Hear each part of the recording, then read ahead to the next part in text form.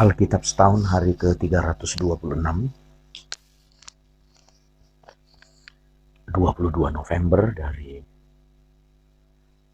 Mazmur 131.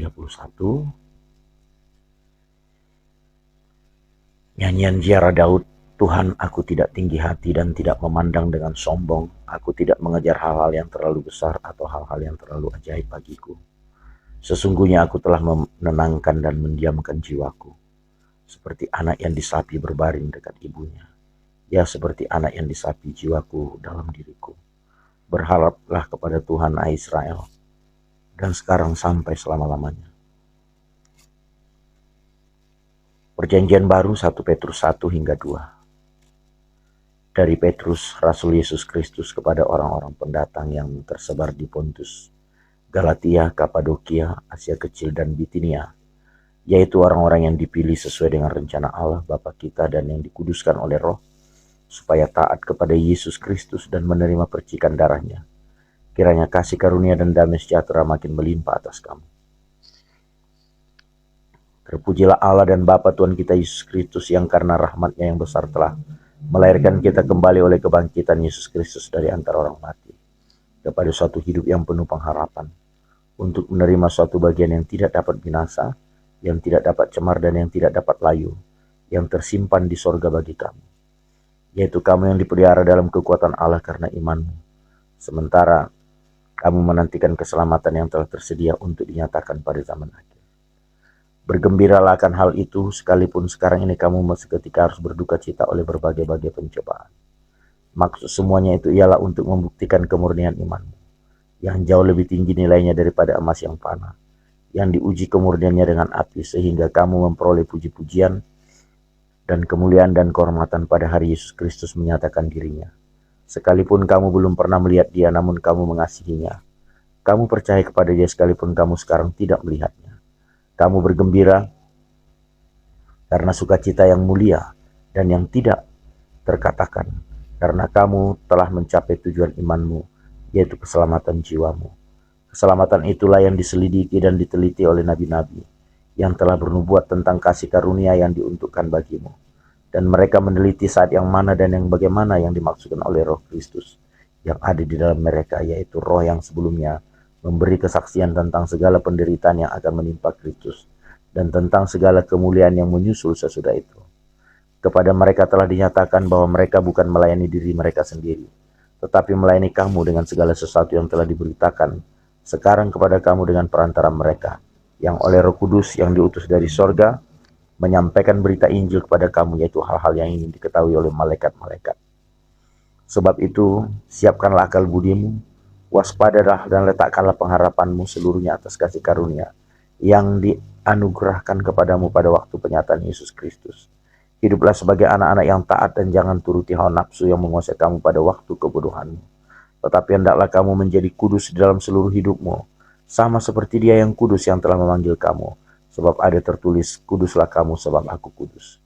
Dan jika kamu menyebutnya Bapa, yaitu Dia yang telah yang tanpa memandang muka menghakimi semua orang menurut perbuatannya, maka hendaklah kamu hidup dalam ketakutan selama kamu menumpang di dunia ini.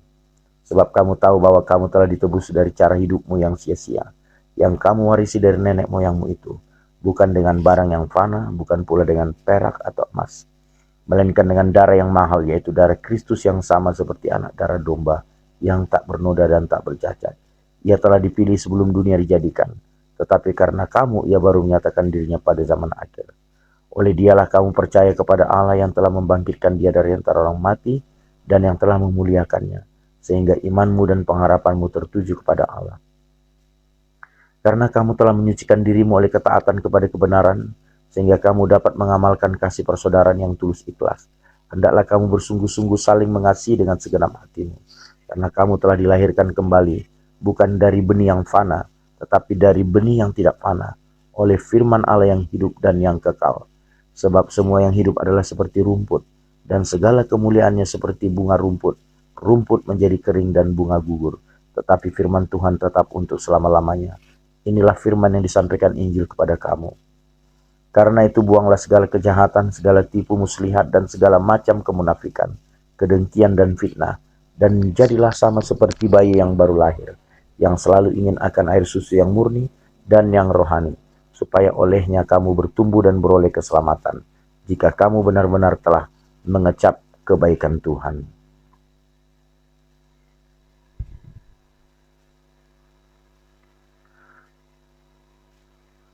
Perjanjian Lama Yehezkiel 41 hingga 42.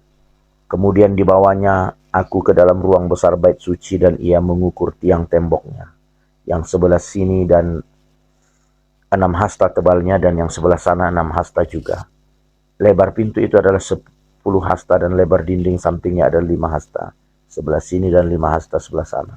Panjang ruang besar diukur juga 40 hasta, dan lebarnya 20 hasta.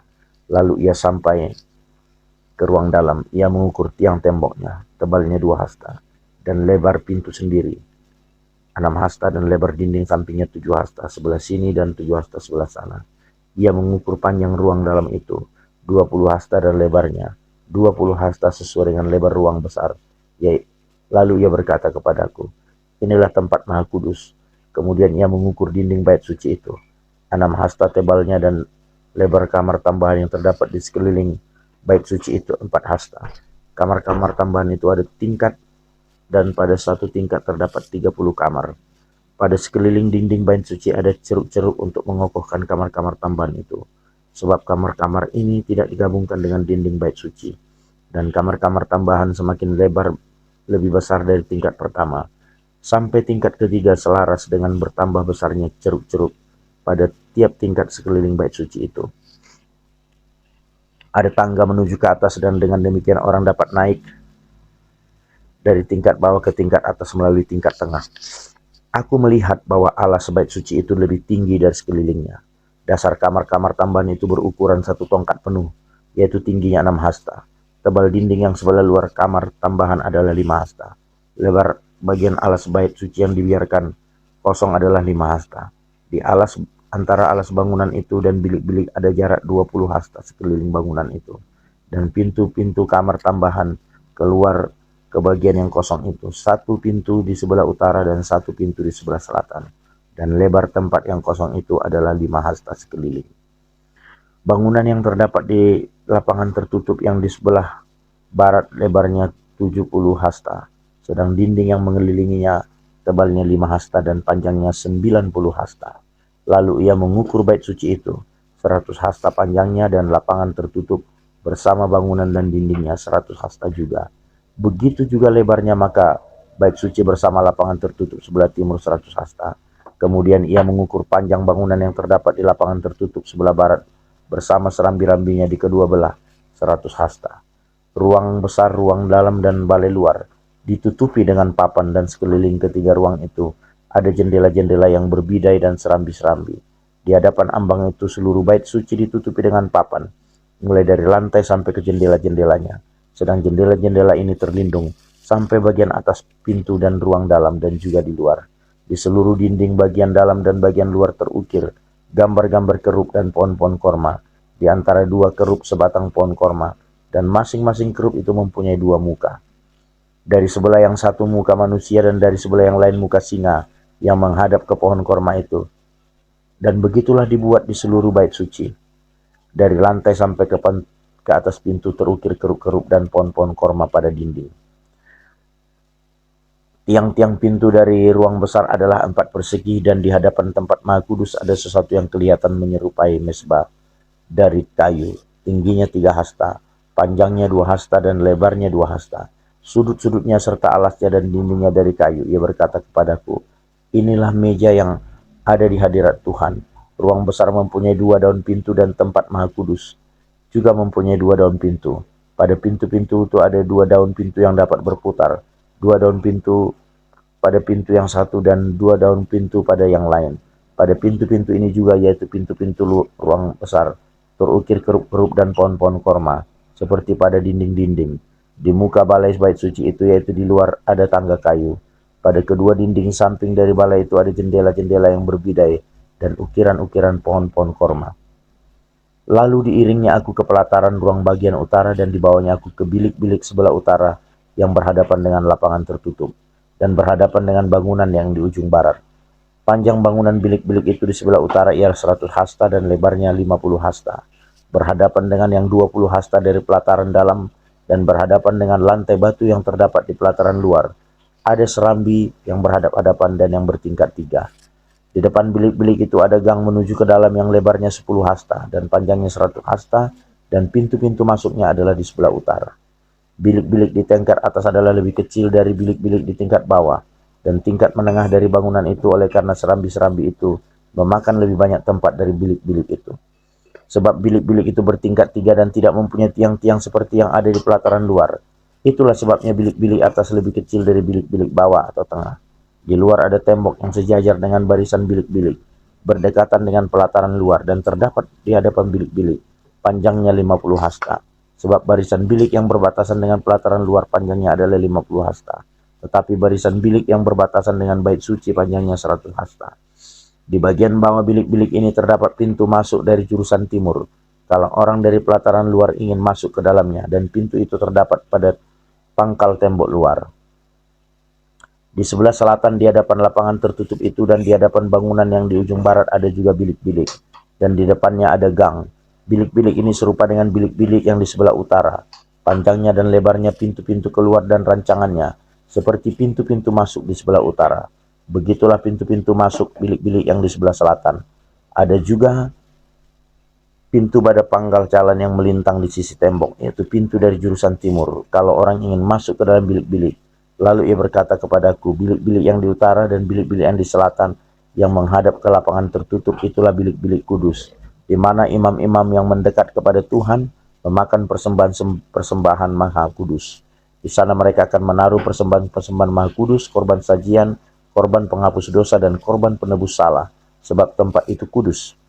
Kalau para imam masuk ke tempat kudus, mereka tidak akan keluar ke pelataran luar sebelum mereka menanggalkan pakaian mereka di sana, yang dipakainya waktu menyelenggarakan kebaktian, sebab pakaian-pakaian itu adalah kudus.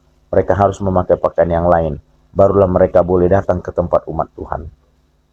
Sesudah ia selesai dengan mengukur seluruh bangunan dalam itu, ia mengiring aku menuju pintu gerbang yang menghadap ke sebelah timur, lalu mengukur sekeliling lingkungan bait suci itu.